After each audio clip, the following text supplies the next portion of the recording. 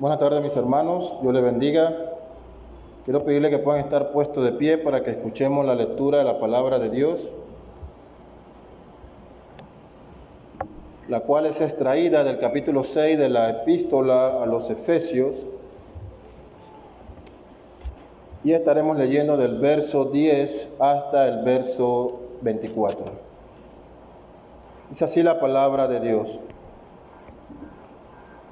Por lo demás, hermanos míos, fortaleceos en el Señor y en el poder de su fuerza. Vestíos de toda la armadura de Dios para que podáis estar firmes contra las acechanzas del diablo.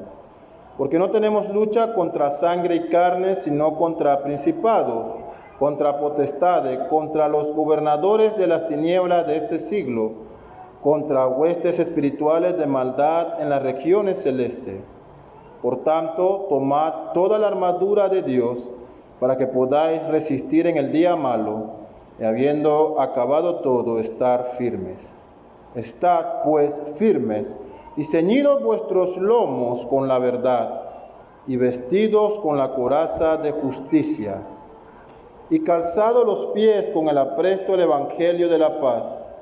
Sobre todo, tomad el escudo de la fe con que podéis apagar todos los dardos de fuego del maligno, y tomad el yelmo de la salvación y la espada del Espíritu, que es la palabra de Dios, orando en todo tiempo con toda oración y súplica en el Espíritu, y velando en ello con toda perseverancia y súplica por todos los santos, y por mí, a fin de que al abrir mi boca me sea dada palabra para dar a conocer con denuedo el misterio del Evangelio, por el cual soy embajador en cadenas, que con denuedo hable de él como debo hablar.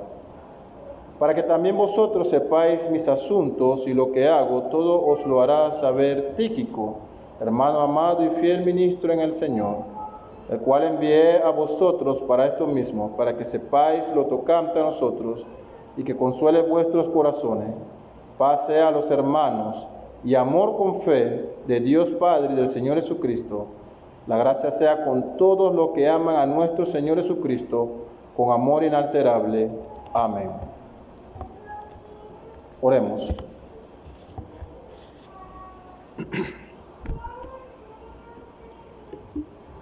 Padre nuestro que estás en los cielos, alabado y glorificado sea tu santo nombre. Digno eres de toda honra, Señor, y de toda majestad. Nos acercamos ante ti a través de los méritos de Jesucristo, tu Hijo, nuestro Salvador.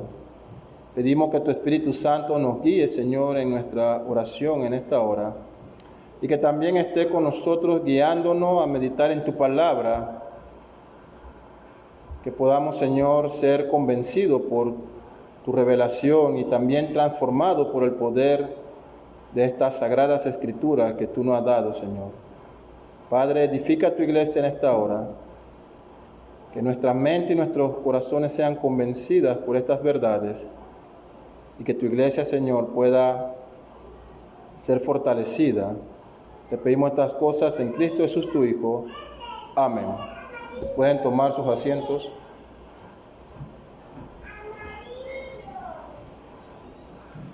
Y hemos llegado a la sección final de la epístola a los Efesios, en estos últimos 14 versos del capítulo 6, con el cual culmina el libro, y hemos titulado Una iglesia triunfante o una iglesia victoriosa, como está en sus boletines.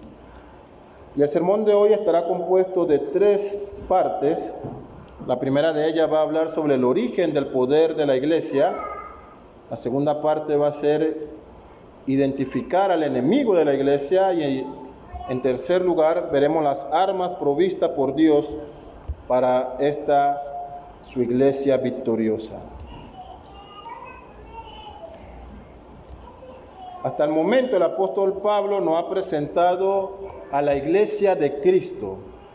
Ella tiene su fundamento eterno en Jesús, lo hemos visto al principio de esta epístola. Todos los que son creyentes, los que son hijos de Dios, los que han sido salvados por gracia, aquellos que han sido elegidos por el Padre para adoptarlos como hijos suyos, están unidos en Cristo. Él es el fundamento eterno de la iglesia. Toda la Trinidad se ha demostrado en esta epístola cómo trabaja en beneficio de la salvación, pero también en el beneficio de la perseverancia de su iglesia. No es una salvación que culmina, sino que el propio Dios está involucrado en la santificación y en el progreso de la vida de cada creyente. Y tiene sentido cuando esto se hace una realidad, que por fin podemos entender cómo entonces es que la iglesia será triunfante, victoriosa, pues Dios está cada día trabajando para su cuerpo, para su iglesia. Pero también observamos la universalidad del propósito que tiene la iglesia. El propósito de este cuerpo, de esta congregación, es la de anunciar el Evangelio a todo el mundo. Su razón de ser es promulgar los decretos del Rey, anunciar con voz clara y alta la multiforme sabiduría de Dios, dar a conocer al mundo la verdad del Evangelio. De esta manera la iglesia cumple, en palabras de William Hendriksen, su luminosa meta. Pero también hemos observado una unidad orgánica y un crecimiento constante, porque la iglesia es un solo cuerpo formada por hombres que, aunque son de distintas etnias y de distintos tiempos, todos son coherederos y copartícipes en el cuerpo de Cristo. Usted debe recordar cuando abordamos esa sesión en la epístola. No hay judío, no hay gentil, ambos han sido salvados por gracia, dice Pablo, ambos han recibido los mismos beneficios. La salvación que se otorga es igual para ambos, ambos forman parte del mismo cuerpo, cuya cabeza es el único Señor de la iglesia, Jesucristo. Además, este cuerpo está recibiendo esta gloriosa renovación.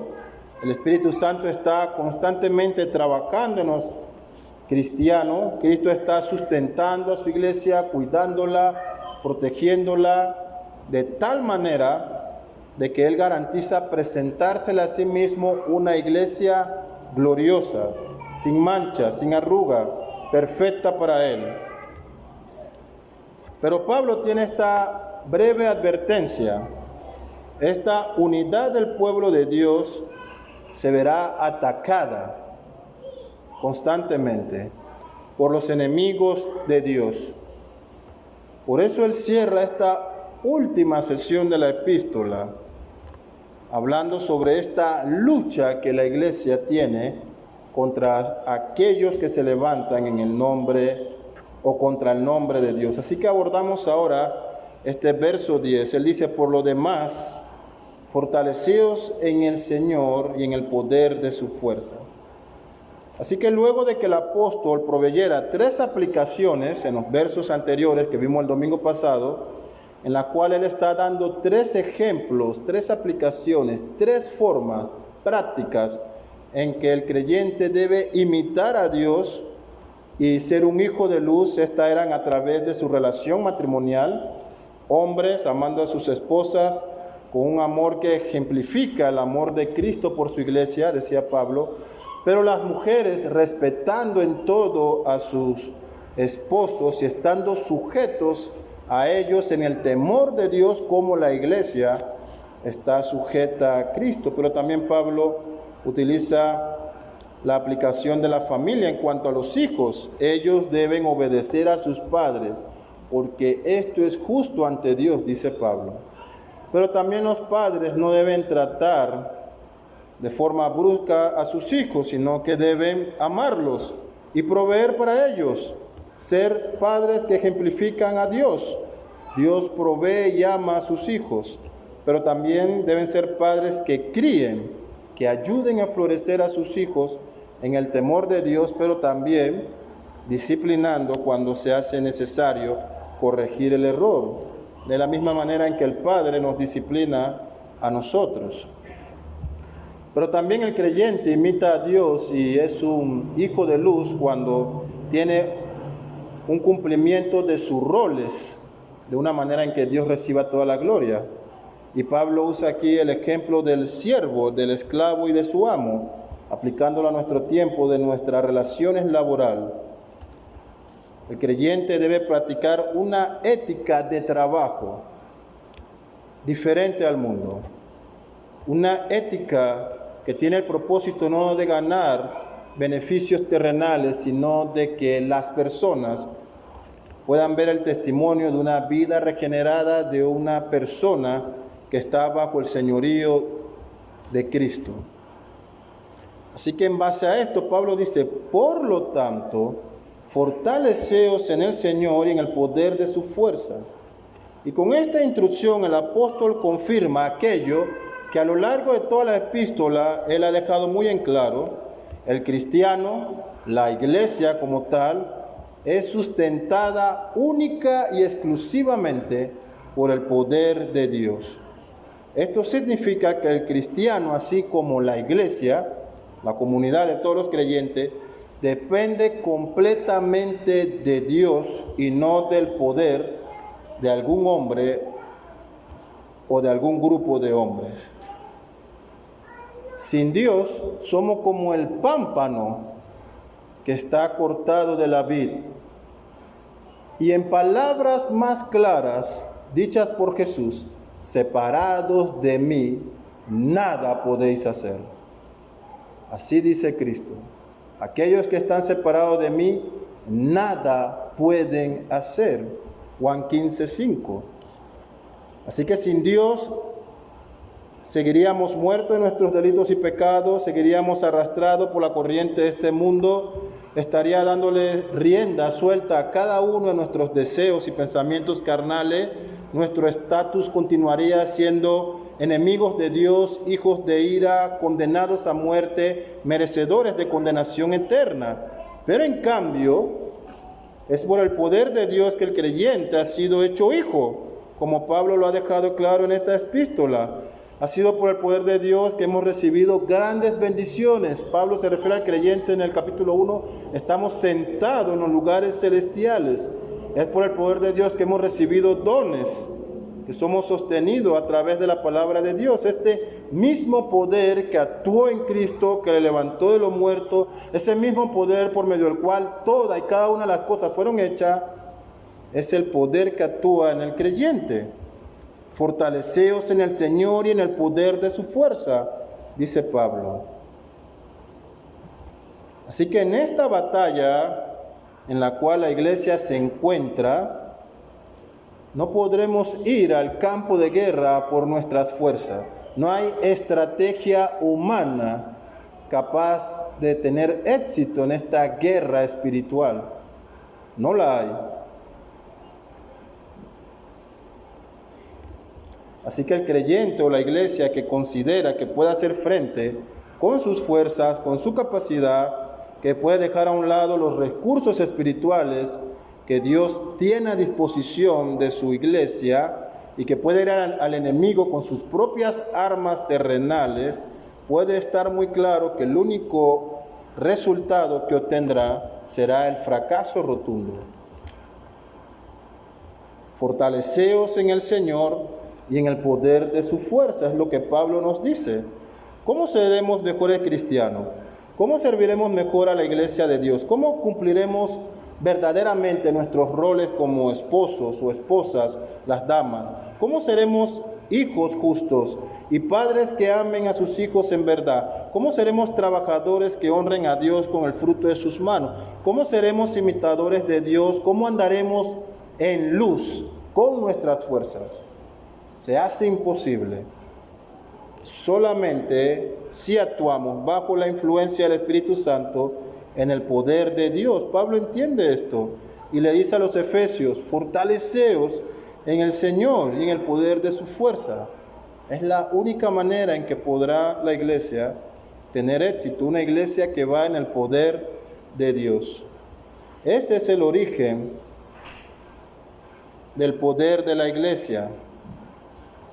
Ella es un prisma que refleja a Dios. Luego Pablo nos lleva en los versos 11 en adelante a identificar al enemigo de la iglesia. Leemos el verso 11. Revestidos con toda la armadura de Dios para que podáis estar firme contra las insidias, una de las traducciones, del diablo.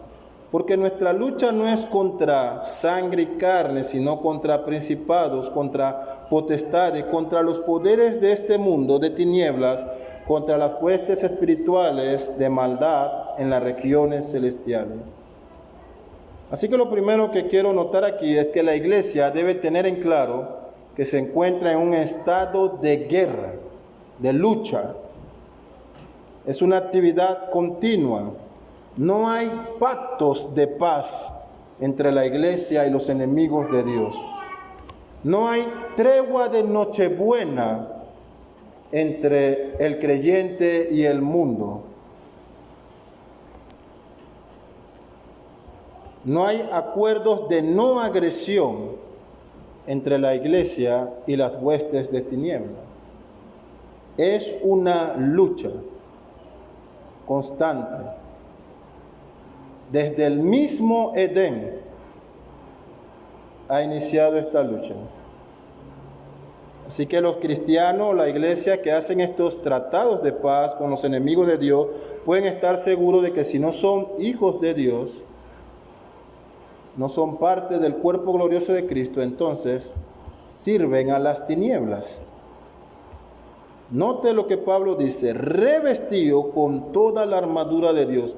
Usa las mismas palabras que en versos anteriores dijo cuando dice revestidos en el nuevo hombre creado en Cristo. Habla de este acto de investirse por completo. Y note usted, con toda la armadura, con todas las armas. Esta palabra panoplia da esta idea de una armadura completa, íntegra en todas las partes de nuestro cuerpo. Revístanse de la armadura de Dios, de la que Dios ha provisto. Y se transmite esta instrucción de permanecer en estado alerta de batalla. Así que la vestimenta del cristiano implica que él estará revestido de esta armadura, porque el estado de guerra es continuo, está constante cada día. Toda la vida del cristiano se encuentra constantemente en esta lucha. No son armas creadas por los hombres, sino dadas por Dios. Son armas poderosas, armas eficaces para la batalla que los hijos de Dios enfrentan contra los enemigos de Dios. ¿Y quiénes son los enemigos de Dios? Pablo lo deja en claro: el diablo y todas sus huestes demoníacas. Y no voy a entrar en detalles sobre huestes celestiales y rangos y demás. El diablo y todo su ejército de huestes malignas. Pablo dice que solamente podemos enfrentar a los ataques del enemigo si estamos revestidos con la armadura que Dios ha provisto. Y esta lucha, mis hermanos, no se resuelve con pisarle la cola al diablo, ni zapatear la cabeza del diablo, ni tomarlos por los cachos, como se predica en muchos púlpitos hoy. Dice Pablo que para que podamos estar firmes contra las insidias del diablo.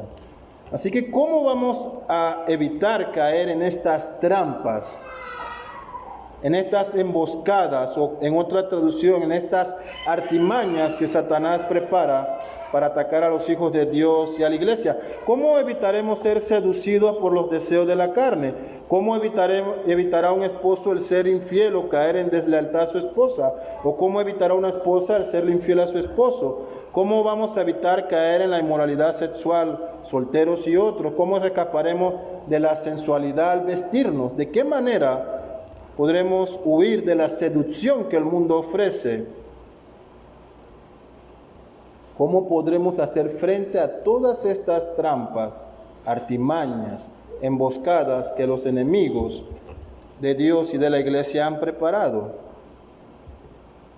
Y si usted se ha tomado un break en esta lucha, Los enemigos de Dios no se toman un break en esta lucha. Tenga eso claro, un estado de guerra. Así que, ¿cómo es librar a la iglesia de no conformarse al mundo? ¿Cómo podemos hacer frente a la secularización de las cosas sagradas? ¿Cómo podemos ser librados de presentar un evangelio diluido que no agrada a Dios, pero sí a los hombres? Pablo dice, estando investido del poder de Dios y haciendo uso de las armas poderosas, de los recursos espirituales que Él ha provisto. Así y únicamente así, el creyente vencerá, la iglesia será triunfante. Y notamos que el enemigo de la iglesia usará toda clase de trampas, de maquinaciones y de recursos que le sean posibles para atacar a la iglesia, para hacer tropezar al creyente. Él usará todos los recursos y arsenales que tenga a su disposición. Eso incluye cualquier tipo de pecado al que el creyente se pueda exponer, una falsa teología, prácticas inmorales, falsa religión, todo cuanto pueda dañar al cuerpo de Cristo. Pero la iglesia resistirá bajo la protección únicamente de esta armadura provista por Dios. Pablo dice en el verso 12, porque nuestra lucha no es contra sangre y carne. Es decir, mis hermanos, que no estamos enfrentándonos a hombres llenos de debilidades, sino a huestes malignas. El mal es una realidad y Satanás también lo es. Estas huestes son dirigidas por Satanás, quien en las Escrituras lo presenta como príncipe del mundo, y es decir que a través de su influencia, el mundo caído está a disposición de Satanás como un instrumento para hacerle frente a la iglesia de Cristo. La Biblia en sí identifica tres grandes enemigos de la iglesia: el pecado en nuestra carne, Satanás y el mundo. Y ellos son aliados en su misión de destruir a la iglesia. Así que los ataques pueden ser a través de hombres caídos. Usted estará de acuerdo conmigo que la fe cristiana es completamente aborrecida por este mundo. Las organizaciones políticas actúan en contra del cristianismo. Están actuando como enemigos de la fe. Y esto no significa que el creyente entonces escapa de este ataque no involucrándose en la política, porque somos llamados a ser sal y luz en este mundo. Y este mundo incluye todas las esferas de la sociedad. Aún en la política tenemos que luchar presentando un testimonio genuino de Dios.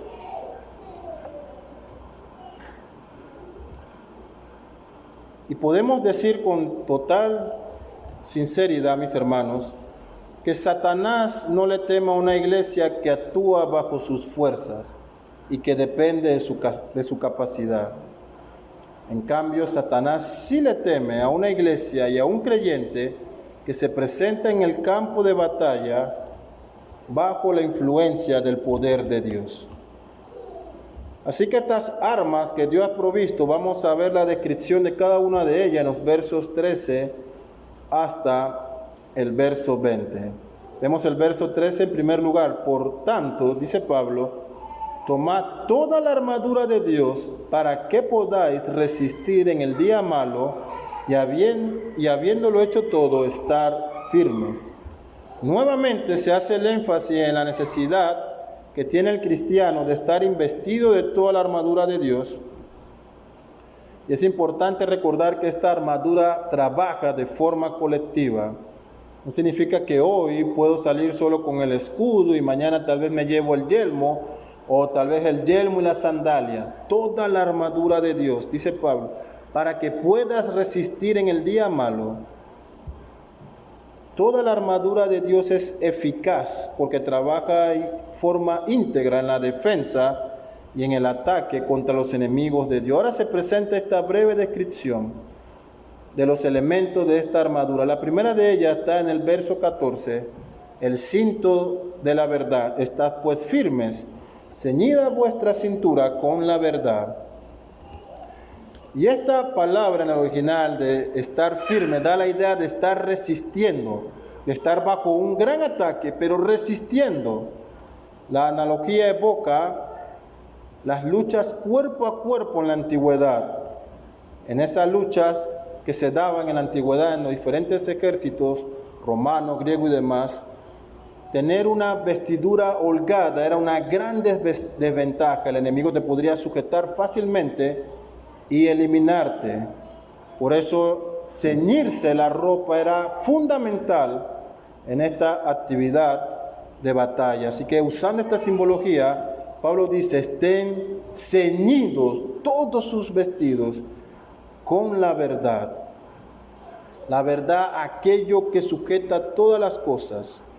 La pregunta que el creyente y la iglesia se debe hacer es, ¿anda esta iglesia en verdad? ¿Anda usted como hijo de Dios en verdad? ¿Vive en la verdad?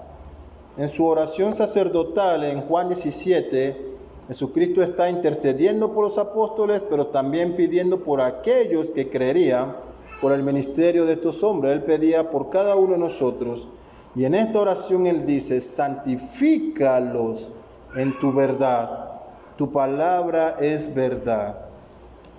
Y para aquellos que se preguntan, ¿por qué doctrina? ¿Por qué siempre la predicación? La doctrina es fundamental, porque la verdad de la palabra de Dios es lo que sostiene el resto de la armadura. Ese cinto en nuestra vestimenta sostendrá la coraza de justicia, la funda para nuestra espada y demás elementos de guerra. Ceñidos con el cinto de la verdad, dice Pablo.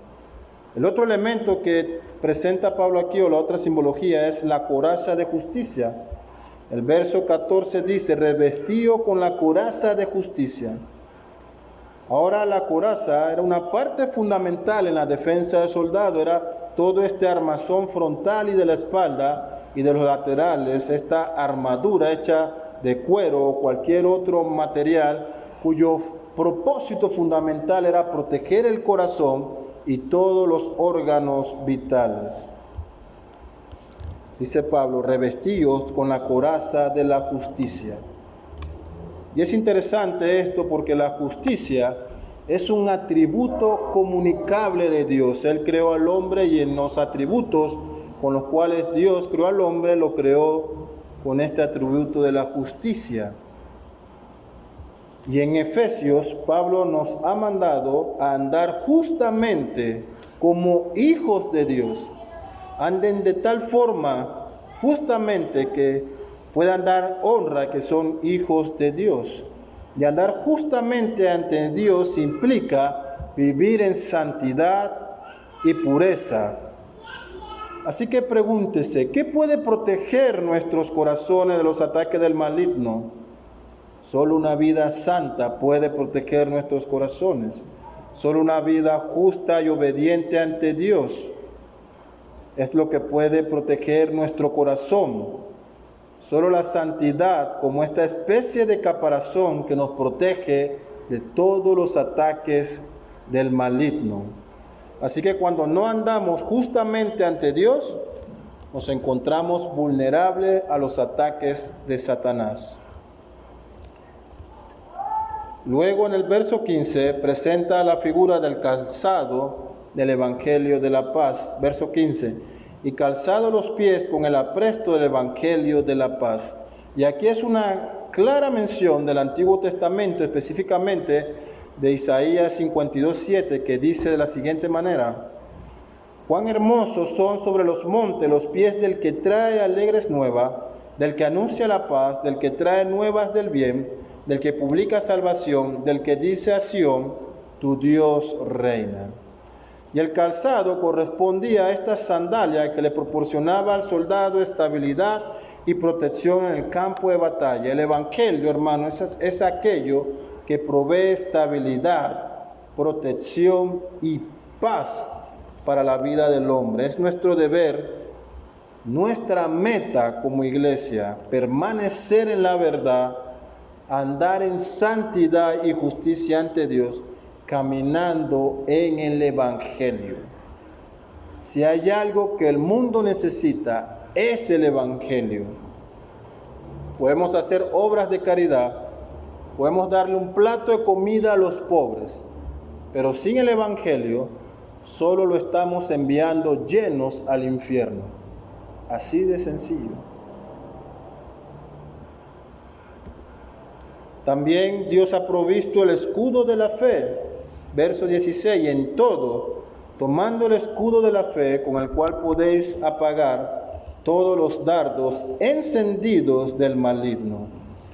Y esta palabra en el original, esta palabra escudo, no es el escudo pequeño que siempre sale en todas las figuras en Google de la armadura de la fe, sino que alude al escudo de más de 1,40 m utilizado en defensa contra grandes ejércitos, aproximadamente 80 centímetros de alto por 1,40 de altura, y tenía la función de cubrir todo el cuerpo del soldado.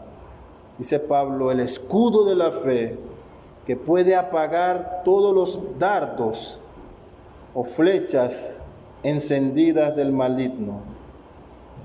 Y aquí, cuando hace alusión a la fe, no se refiere al cuerpo doctrinal, sino a esta confianza en la palabra, en la promesa de Dios, en esta convicción de que Dios va a hacer todo lo que Él ha prometido y ha dicho que hará en su palabra. Así que cuando el enemigo ataca tu confianza en Dios, dice Pablo, cúbrete con el escudo de la fe. Recuerda todo lo que Dios ha hecho y ya cumplió. Y pon tu mirada en esa esperanza de todo lo que falta por hacer, Él lo cumplirá igualmente. Tenemos nuestra esperanza en la vida eterna. Así que cuando Satanás ataca nuestra confianza, mis hermanos, corremos a refugiarnos en Cristo. La otra figura que presenta en el verso 17 es el yelmo de la salvación. Dice el verso 17, tomad también el yelmo de la salvación. En otras traducciones puede que esté traducido como el casco, el cual de manera clara tenía esta función de proteger la cabeza del soldado. Y aquí no se hace alusión a una posible salvación, sino a un estado ya de salvación. Toma el yelmo de la salvación. Así que ante los ataques que buscan sembrar dudas, que buscan crecer una desconfianza, de tener cierta duda sobre nuestra verdadera identidad como cristiano, el creyente tiene esta certeza de su salvación, de su naturaleza como hijos de Dios. Tiene esta certeza de pensar y actuar como hijos de luz, de que es un ser regenerado, porque nuestra salvación tiene un fundamento eterno, como Pablo ha descrito. No descansa en obras redentoras humanas, sino en obras redentoras divinas. Por eso que es tan fundamental estar firmes en las verdades bíblicas, en las doctrinas, en especial la doctrina de la soteriología, de la salvación. Esta define todo lo que creemos y cómo vivimos. Pablo ha explicado que la salvación no es por obra humana, sino por gracia. Que Dios es quien toma la iniciativa en la salvación. Así que mientras algunas doctrinas como las arminianas declaran que la salvación es un trabajo conjunto entre Dios y el hombre, donde Dios solo hace el 99%, por decirle una cifra numérica, y el hombre solo da el paso del 1%, que es aceptar todo el sacrificio de Cristo, este tipo de enseñanza deja una confianza sustentada en mi decisión. Yo decidí, en mi fuerza, Dios pudo haber descendido en la primera Navidad, pudo haber hecho todos los milagros en Jerusalén, Samaria, Betel, Judea y Capernaum. Pudo haber dado su palabra escrita y muerto en una cruz, pero yo decido, es mi derecho, si acepto toda su obra o la rechazo.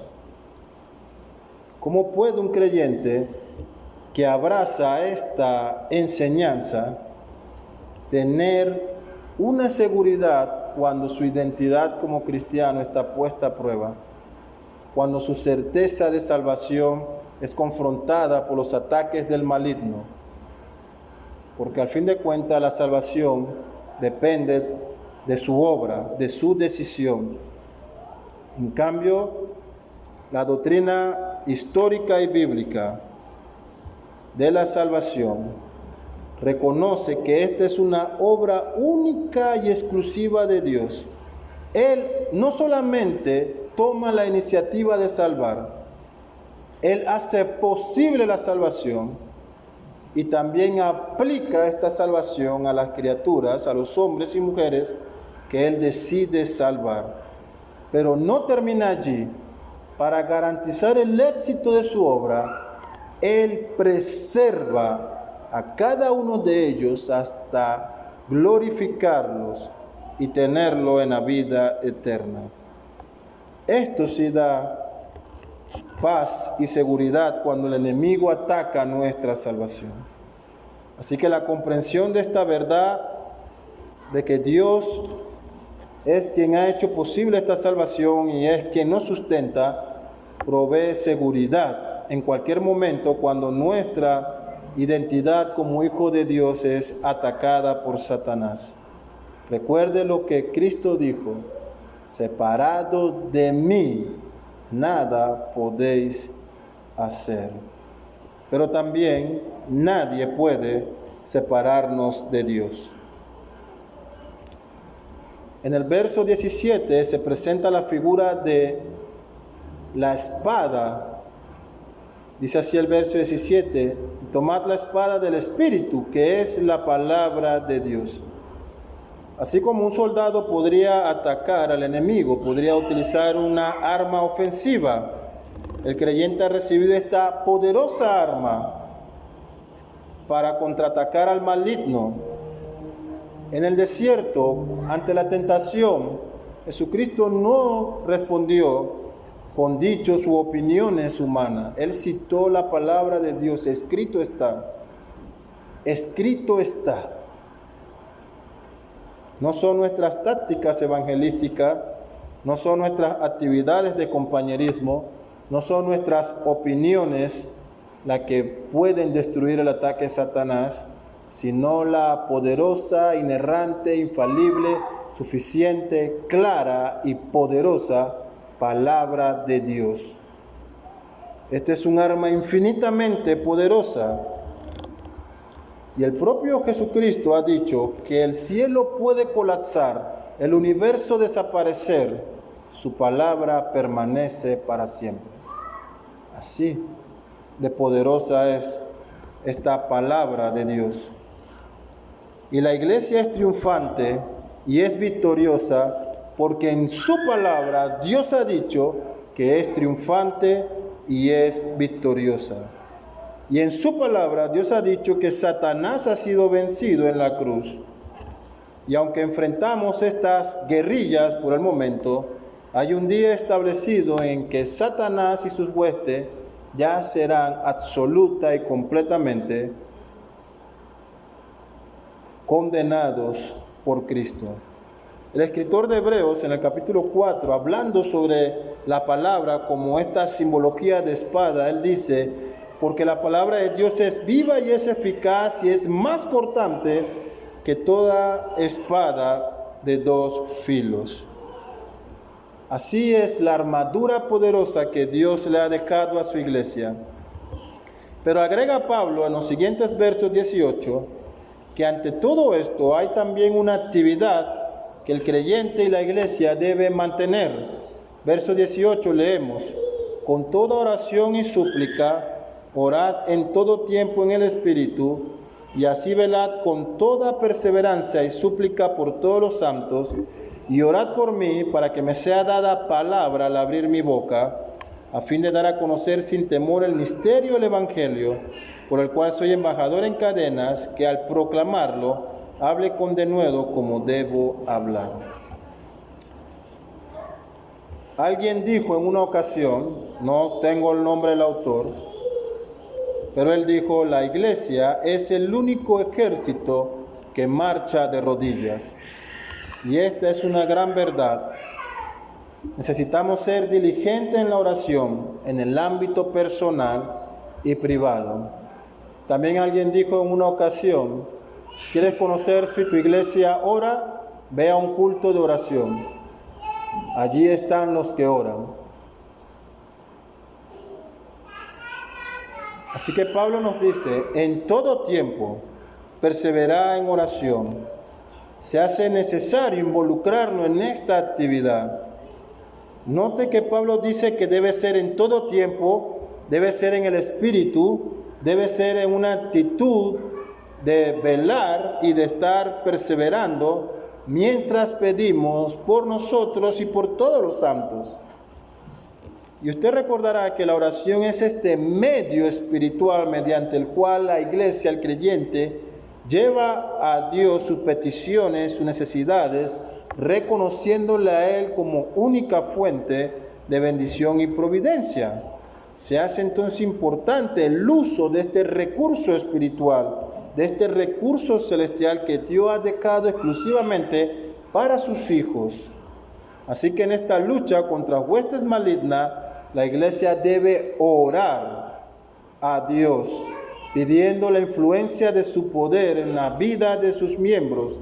Debe orar al Señor pidiendo fortaleza para estar firmes y resistir ante los ataques del maligno. Y debe orar a Dios para pedir por todos los santos, por todos los miembros de la iglesia en todo el mundo. ¿Y qué podemos pedir por ellos? ¿Qué podemos pedir por el resto de los creyentes? La misma petición que Pablo pide por él a los efesios, que oremos por ellos para que les sea dada palabra de Dios al abrir su boca, a fin de que presenten el Evangelio con denuedo. Es una petición que como iglesia debemos hacer por el resto de los cristianos en todo el mundo. Finalmente, Pablo se despide de la iglesia de Éfeso en esta doxología de los versos 21 al 24. Pero al fin de que también vosotros sepáis mi situación, y lo que hago todo os lo hará saber Tíquico, amado hermano y fiel ministro en el Señor. Este varón mencionado aquí también se menciona como ayudante de Pablo en otras misiones, incluyendo Roma, a quien he enviado, dice Pablo, a vosotros precisamente para esto, para que sepáis de nosotros y para que consuele vuestros corazones, paz sea a los hombres y amor con fe de Dios, del Padre y del Señor Jesucristo. La gracia sea con todos los que aman a nuestro Señor Jesucristo con amor incorruptible. Se despide de esta iglesia Pablo recordándole tres aspectos importantes: la paz que han adquirido en Dios, el amor con el cual han sido amados en el Padre y la fe que se le ha dado como parte del cuerpo de Cristo. Finalmente, mis hermanos, esta epístola puede darnos algunas aplicaciones a manera de conclusión. Lo primero que hemos observado, que podemos recordar en esta epístola, es que todo creyente genuino, todo verdadero hijo de Dios, tiene la obligación de cumplir con su llamado, de andar de una manera digna como hijo de Dios, como hijos de luz. No es opcional, no es cuando quiera, es un deber. Todo cristiano se encuentra en medio de una guerra contra los enemigos de Dios. No hay creyentes que estén fuera de este combate espiritual. Si el enemigo no te ataca, si no eres acorralado por el mundo, si nadie se siente incómoda por la forma santa en que vives, pregúntate si estás viviendo como hijos de Dios. Es posible que estés viviendo como mundano y por eso estás tan cómodo. La iglesia de Cristo no es aliada del mundo.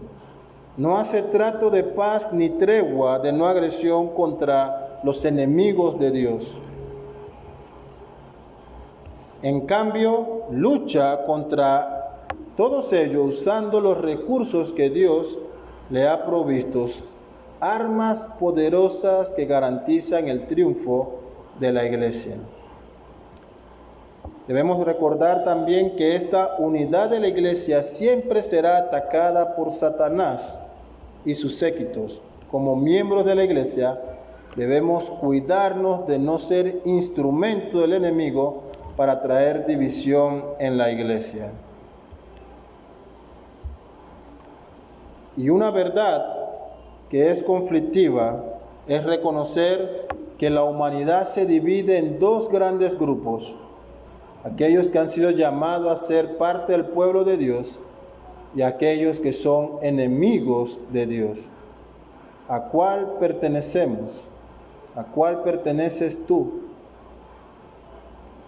No hay términos medios, no hay posición neutral en este conflicto. O perteneces a la iglesia o perteneces al mundo. O estás combatiendo contra los enemigos de Dios o estás combatiendo contra Dios. Y si aún tú perseveras en tu vida de pecado, si aún no te has arrepentido de la forma desordenada y rebelde en la que vives contra Dios,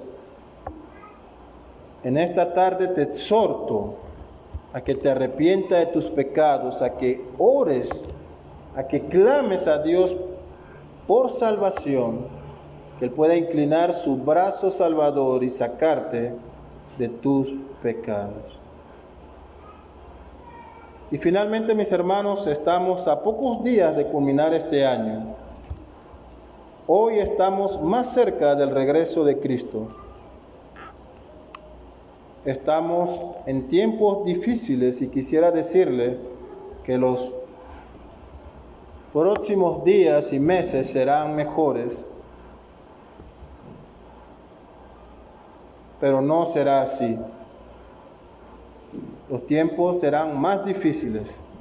Satanás continuará intensificando su ataque contra la iglesia.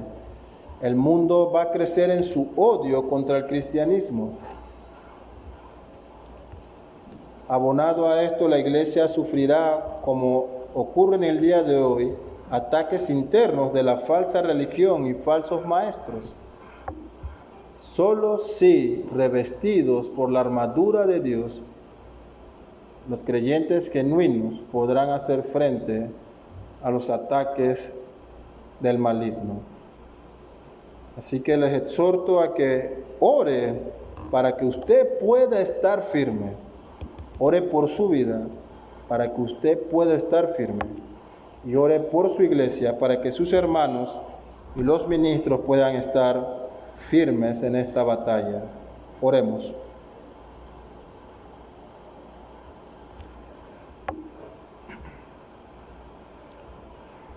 Padre nuestro que estás en los cielos, reconocemos nuestra debilidad. Padre, sin tu Espíritu no podremos hacer frente a los ataques del maligno.